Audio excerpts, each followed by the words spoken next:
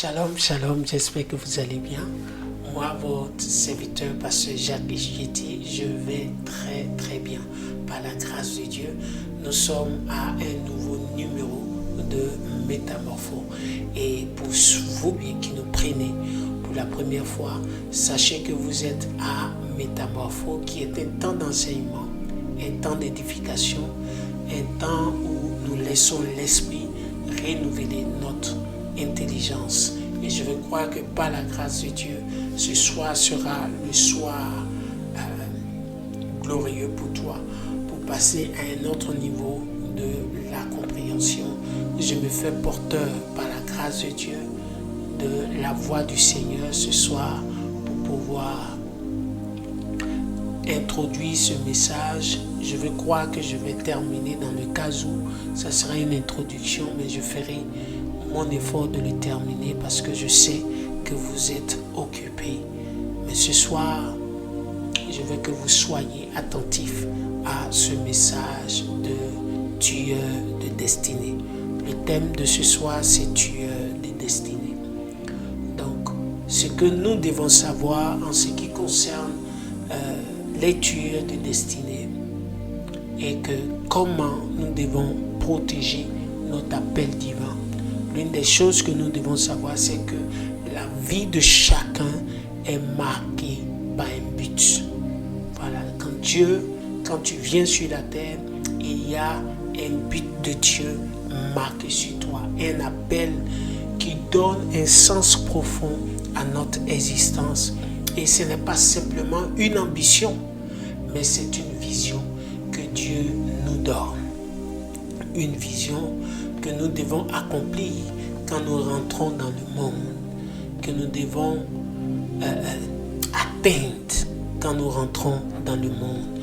Mais il y a beaucoup d'adversaires, nous sommes en face de plusieurs adversaires. David disait que 1000 tombent, disons 10 000 tombent à ma gauche et 1000 à ma droite et je ne suis pas atteint. Pratiquement des milliers d'ennemis qui cherchent à nous empêcher de pouvoir atteindre le but pour lequel Dieu nous a appelés. Donc il est vraiment important de chercher à identifier le tueur des destinées dans notre vie, à identifier la voie par laquelle il est passé pour atteindre quelqu'un. En un mot, nous devons protéger notre destinée car il y a plusieurs menaces qui sont en face de nous. Voilà. Vous savez,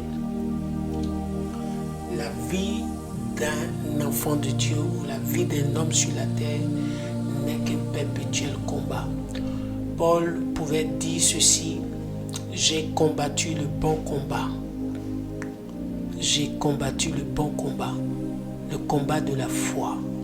Il s'est maintenu parce que nous avons des adversaires qui veulent et qui cherchent coûte et coûte à nous empêcher de pouvoir atteindre la volonté de Dieu. Donc, il y a différents types de visions dans notre vie. Un homme a différents types de visions dans sa vie. Quelqu'un dira, mais un homme n'a qu'une seule destinée. Mais dans cette destinée va s'inscrire plusieurs points d'accomplissement que Dieu voudrait pour son épanouissement sur terre. Donc, quel est le premier point de la vision par lequel Dieu nous appelle? Par laquelle Dieu nous appelle. Le premier point de la vision par laquelle Dieu nous appelle, c'est d'abord la vision collective. Et c'est quoi la vision collective? C'est initialement, Dieu donne à l'humanité ce qu'on appelle un mandat global. Un mandat global. Et c'est quoi le mandat global que Dieu donne? Quand nous prenons Genèse 1, du verset 27 au verset 28, Dieu dit ceci: il donne l'ordre à l'homme d'être fécond, de se multiplier et de remplir la terre et de la dominer. tel est le mandat global que Dieu a donné à tout homme avant que le péché ne puisse rentrer dans le monde. Et quand ce péché est rentré dans le monde, il y a eu ce qu'on appelle un remaniement. C'est-à-dire que le diable s'est fait donc maître de l'homme, qui lui est maître de la terre. Donc, il décide par l'homme de pouvoir diriger la terre. Et à travers cela, beaucoup de choses sont arrivées. L'homme a perdu sa domination. Il est devenu esclave parce qu'il a été soumis par celui-là qui a soumis le monde, c'est-à-dire Satan. Donc rentre maintenant en phase parce que il y a eu, au-delà de cela, une deuxième création qui est la création en ce qui concerne les enfants de Dieu. Parce que la Bible dit en 2 Corinthiens 5, le verset 17, Corinthiens 5, le verset 17, que si une personne est en Christ, elle est une nouvelle créature. Donc, ce monde premier qui avait été créé, Dieu lui a donné un mandat, c'est-à-dire un mandat collectif pour tous ceux qui sont créés dans ce monde, c'est-à-dire nous tous d'abord. Et il y a eu une deuxième création qui est devenue désormais une nouvelle race, une race d'élus choisis par Dieu à travers Jésus-Christ, comme nous le dit Pierre. Et la Bible dit que cette nouvelle race-là, Dieu va aussi leur donner ce qu'on appelle une vision collective. C'est-à-dire, bien vrai que cette première race et cette deuxième race demeurent dans la vision collective de ce monde parlant de l'humanité, va recevoir une autre vision collective qui se trouve en Matthieu 8, 28, le verset 19, qui nous dit « Allez de par tout le monde » ou bien « Allez, faites de toutes les nations les disciples ». C'est-à-dire cette vision collective de la nouvelle création sera la vision qui est d'aller parler de Christ, c'est-à-dire de celui qui les a sauvés et qui les a emmenés à la lumière, qui les a transférés, qui les a transportés des ténèbres à l'admirable lumière, c'est-à-dire à la lumière de Christ.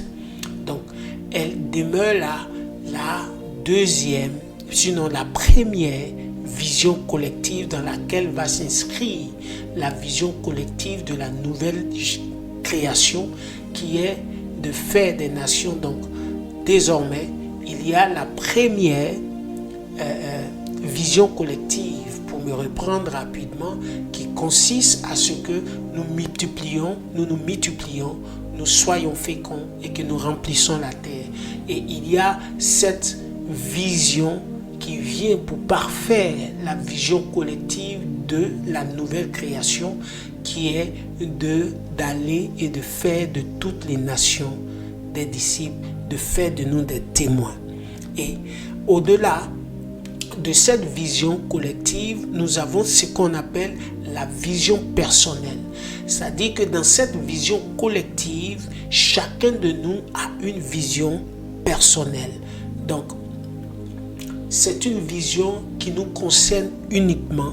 Nous sommes identifiés dans cette vision collective à une vision personnelle pour accomplir quelque chose d'extraordinaire. Et cette vision personnelle sera séquencée en deux types d'appels. Le premier appel dans cette vision personnelle sera l'appel céleste. L'appel céleste qui est la vocation divine. Et cette vocation divine-là, pour nous qui sommes devenus enfants de Dieu, je parle de la deuxième création, pour nous qui sommes devenus enfants de Dieu, il va avoir ce que Paul nous dit en Philippiens 3, le verset 14, qui dit de courir vers le but. Voilà, pour remporter le prix de la vocation céleste en Jésus-Christ. En un mot, chacun de nous a une destinée spécifique en ce qui concerne l'appel que Dieu a mis sur sa vie. Et chacun de nous devrait tout faire pour pouvoir accomplir cet appel qui est sa vocation céleste. Et nous avons maintenant l'appel dans le potentiel. L'appel dans le potentiel, c'est-à-dire la deuxième séquence de la vision personnelle. On a maintenant l'appel dans le potentiel. L'appel dans le potentiel, c'est quoi? Ici s'inscrit sur tous ceux qui sont dans le monde, y compris ceux qui ont aussi un appel céleste.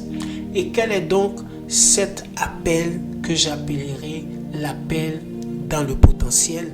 C'est que Dieu a mis en chacun de nous des dons, des talents, des capacités, afin que nous puissions, étant sur la terre, garder l'harmonie de la terre.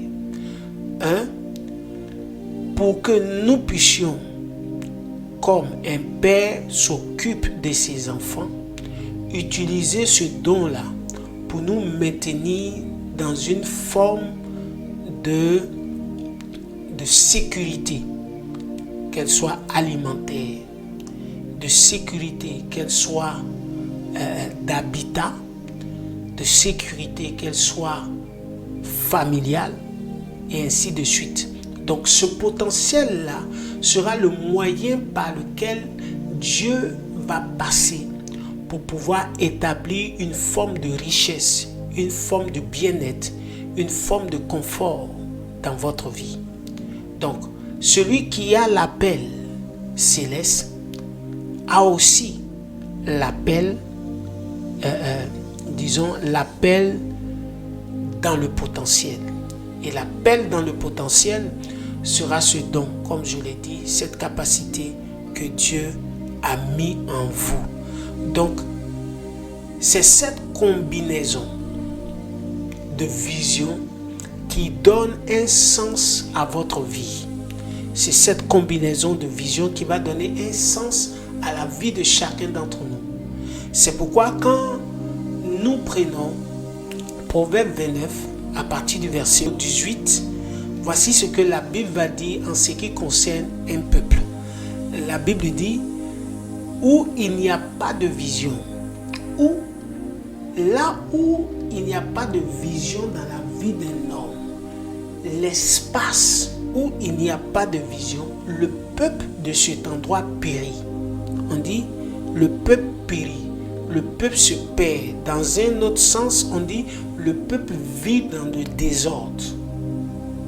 Mais celui qui garde la loi, heureux est-il. Ça, c'est la version King James French. Donc, ici, il est important de savoir que celui qui n'a pas de vision dans la vie vit dans le désordre. Le peuple qui marche sans un but dans la vie est perdu, est dans le désordre. Donc la première des choses que vous devez faire quand vous décidez de marcher pour Dieu ou bien vous rentrez dans le monde, c'est de demander à Dieu, Seigneur, à quoi tu m'as appelé? En ce qui concerne mon appel céleste, à quoi je suis destiné? En ce qui concerne mon appel séculier, à quoi je suis appelé?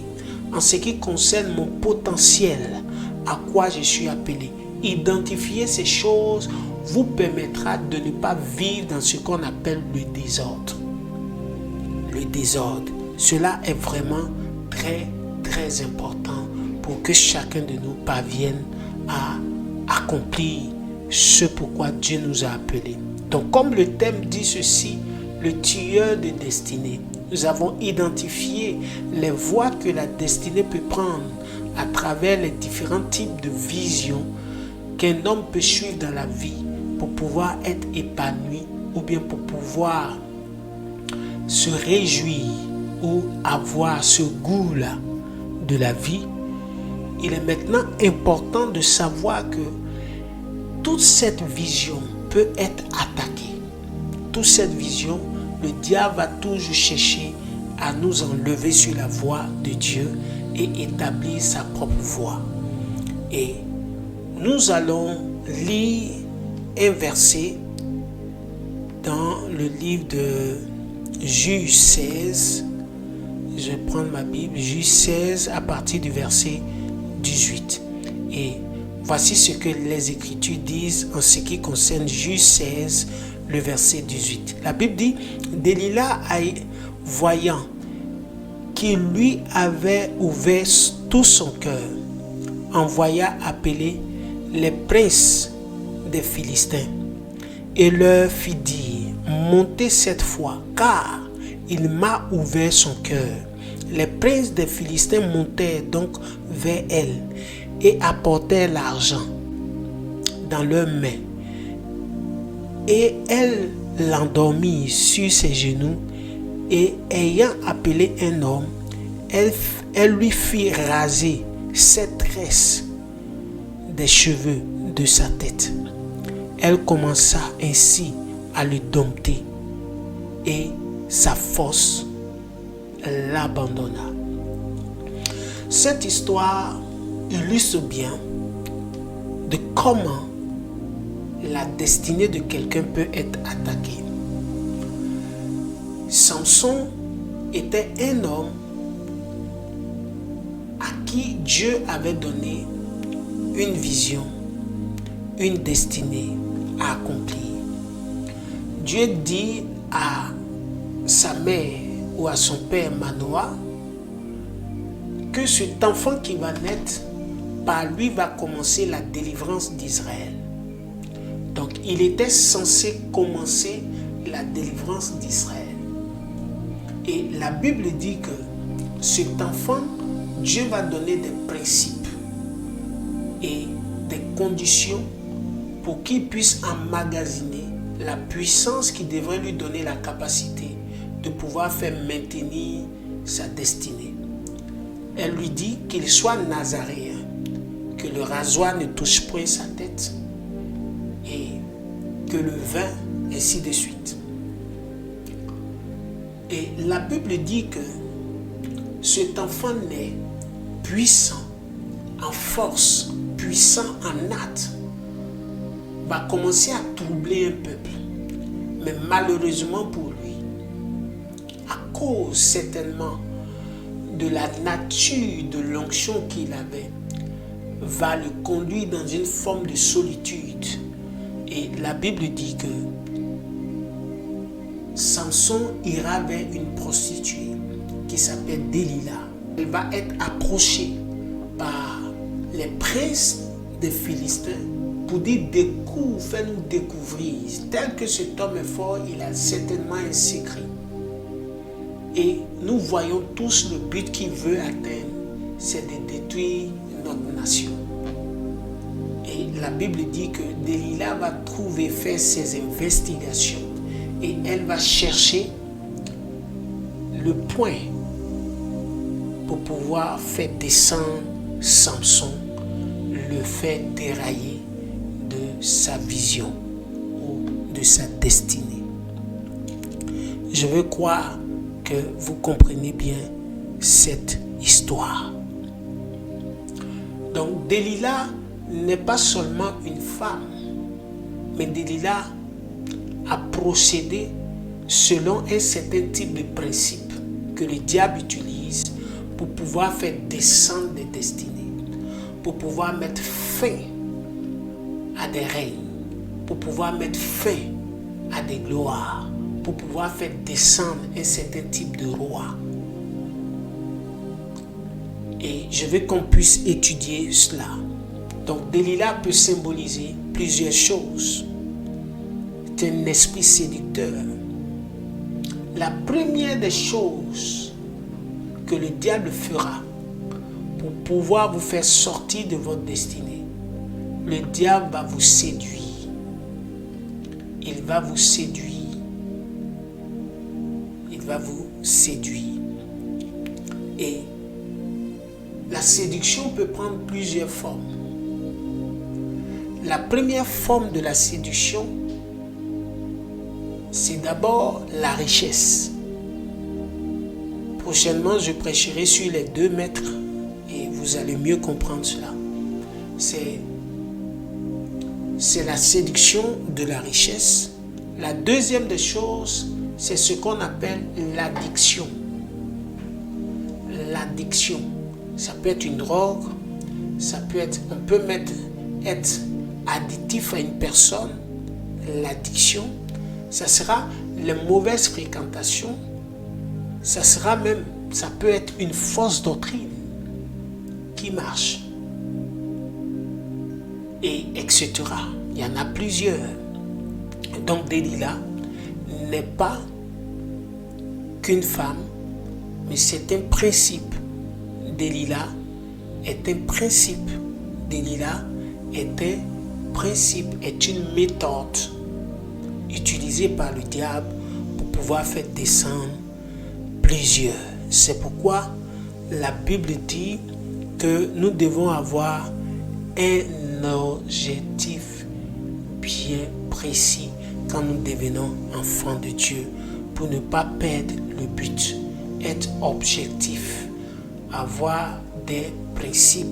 Et Jésus demande ceci en Marc 8, le verset 36, il dit ceci: que sert-il à un homme de gagner tout le monde s'il perd son âme? Bien vrai que tu peux tout avoir, bien vrai que tu peux demander des choses, mais il ne faudrait pas te laisser séduire pour perdre ton âme. La richesse en elle-même n'est mauvaise, quand il y a une certaine forme de contrôle se trouvant derrière cette richesse, un esclavage derrière cette richesse. Et je pense que on va le comprendre un peu plus tard. Donc, il y a des choses à éviter. Vous devez garder votre cœur plus que tout. Vous devez vous arranger à ne pas vous laisser séduire. À ne pas vous laisser séduire. La Bible parle en Ecclésiaste 5, je crois à partir du verset 12 jusqu'au verset 14, de ce que la richesse d'un homme, ou la richesse d'un homme que quelqu'un peut garder, peut le sauver de quelques événements. Mais tel il est venu, ou bien c'est bien, en un mot pas même ses richesses, c'est bien ou bien ce qu'il a obtenu, peut être gaspillé par des événements, peut être détruit par des événements. Même son propre fils qu'il hérite peut être zéro dans la main.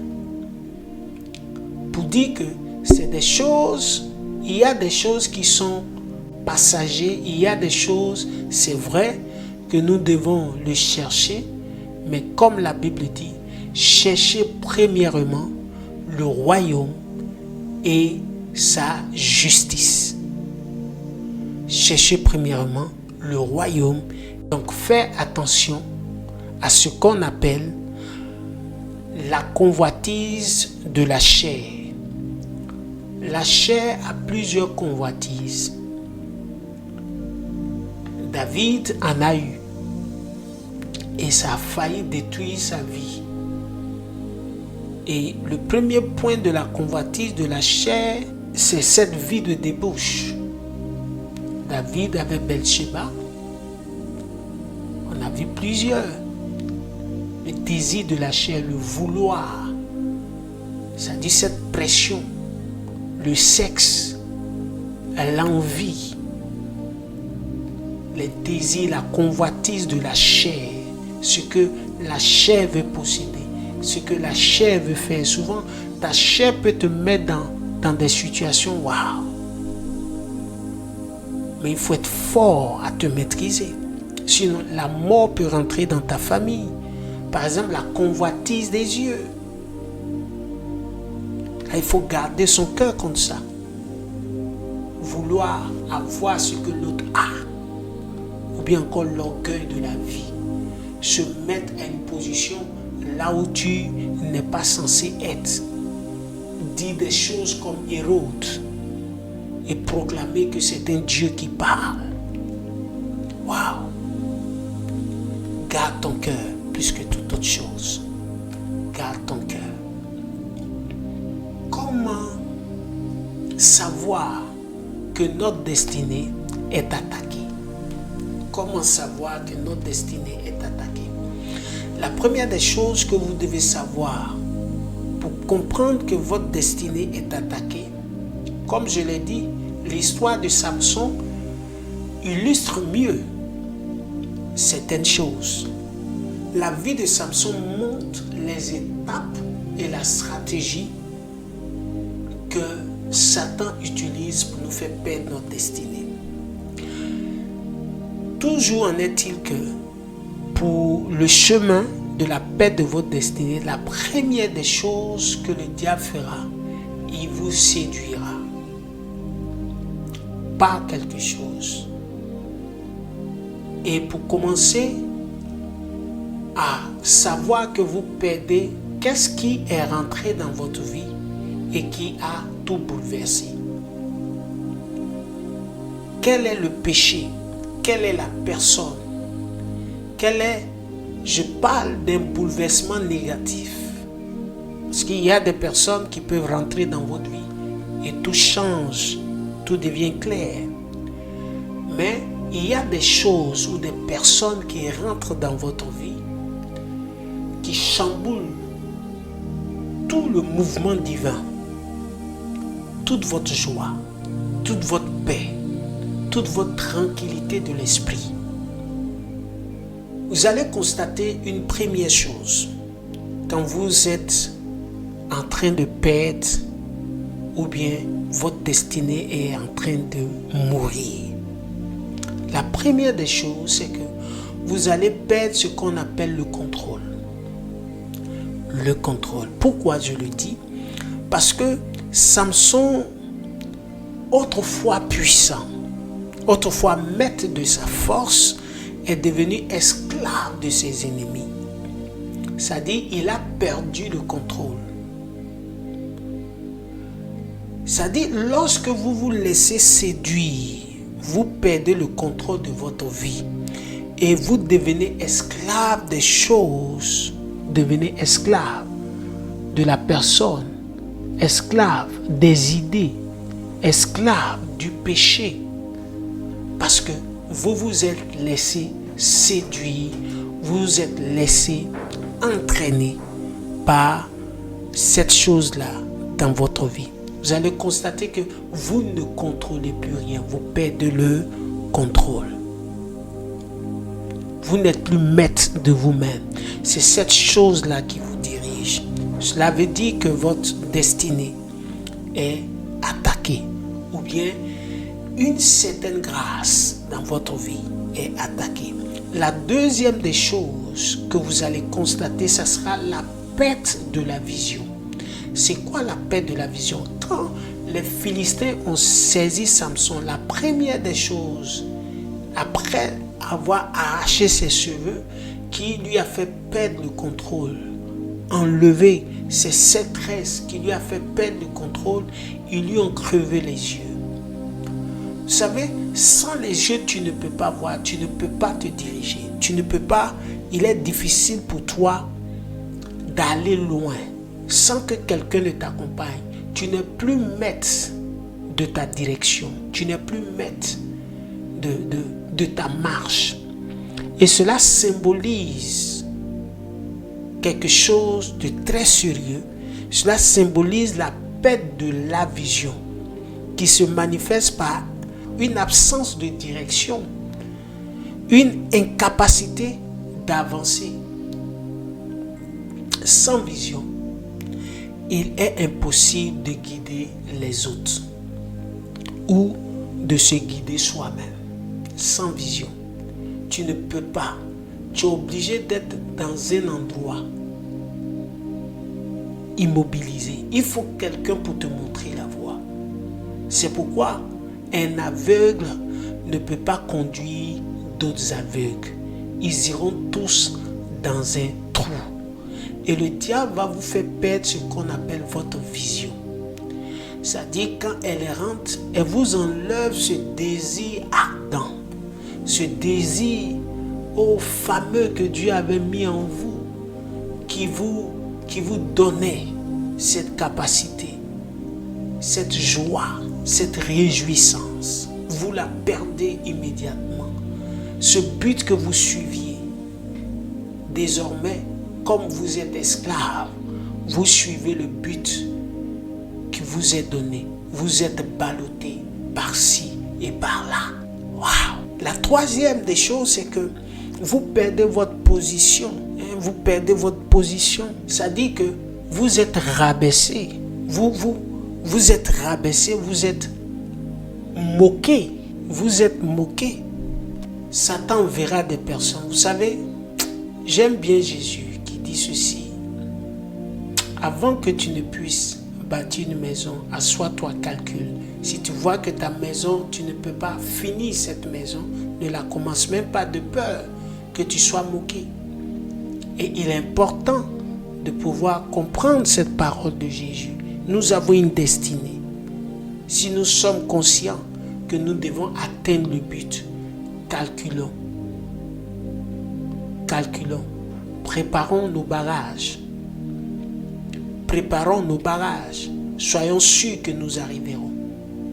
Il est important de peur qu'il y ait des moqueurs à côté de vous. C'est pourquoi la Bible dit chassez les moqueurs. Les moqueurs vont vous faire perdre votre estime. Les moqueurs vont vous faire perdre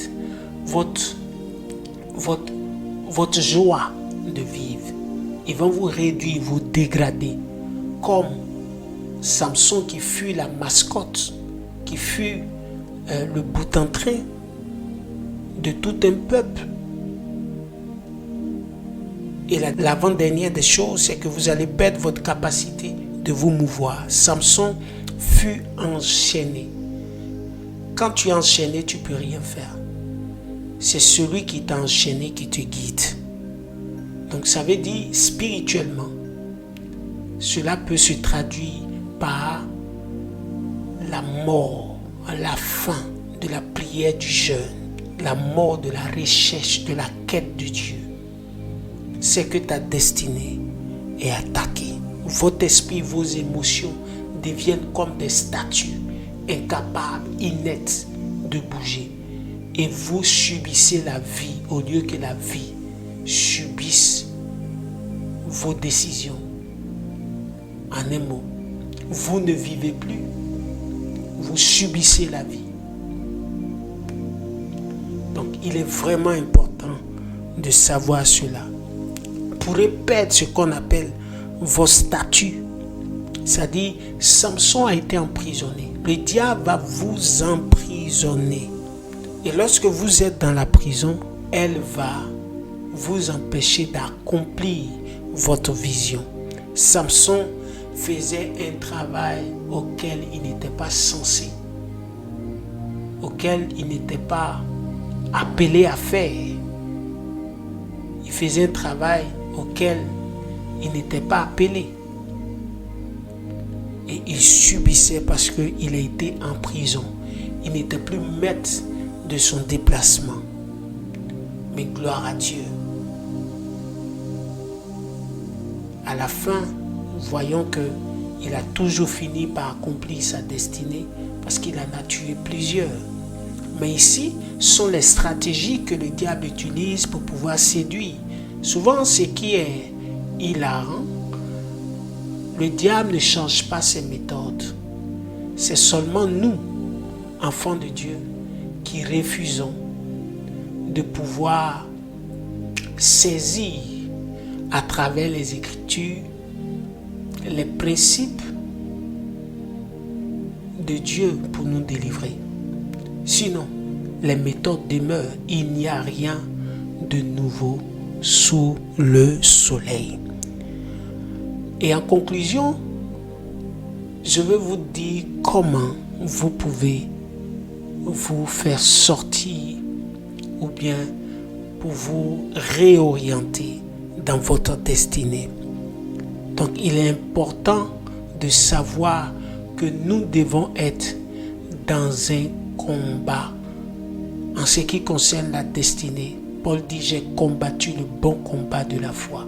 Il faut que ça soit le bon combat de la foi que tu combats. Et quel est ce bon combat de la foi? Croire ce que Dieu a dit dans ta vie, se mettre sur le chemin et laisser Dieu le guider. Et vous devez, pour gagner cela, pour arriver à cela, vous devez garder votre cœur plus que toute autre chose. Et comment l'éviter? Comment l'éviter? La première des choses que vous devez faire, c'est d'abord identifier la chose qui est rentrée depuis lors dans votre destinée et qui vous a rendu esclave. Est-ce une personne? Est-ce un péché? Est-ce une chose? Est-ce une rencontre? Est-ce une idée? Est-ce une doctrine? Est-ce, disons, une connaissance? Parce que il y a des connaissances, des forteresses. Parce que la Bible dit que nous avons reçu le mandat de démonter toutes sortes de forteresses qui viendraient contre la connaissance de Christ.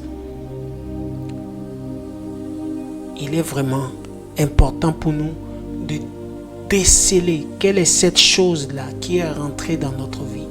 Et depuis lors, nous n'arrivons pas à pouvoir connaître quelle est la période et comment cette chose est rentrée. Donc ça veut dire que tu as besoin de faire ce qu'on appelle une introspection.